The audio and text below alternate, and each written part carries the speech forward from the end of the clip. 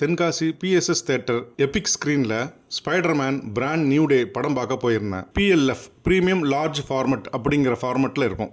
இது 1.89.1 ஆஸ்பெக்ட் ரேஷியோவில் இருக்கும். தமிழ்நாட்டிலேயே இங்கே தான் முதல்ல மேக் சிஸ்டம் யூஸ் பண்ணியிருக்காங்க. இந்தியாவிலேயே தற்சமயம் மொத்தம் 12 எபிக் ஸ்க்ரீன் இருக்குது. இது 12வது எபிக் ஸ்க்ரீன்.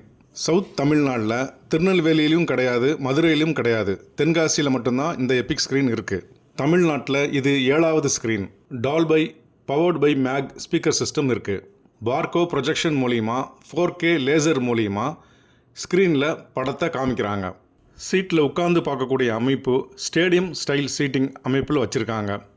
ஸ்க்ரீனில் நம்ம எழுத்தாக்கில் உட்காந்துருக்கக்கூடியவங்களோட தலை மறைக்காமல் இருக்கிறதுக்காக ஒவ்வொரு ரோல் உள்ள சீட்டுகளையும் வசதி உயரமாக வச்சுருக்காங்க.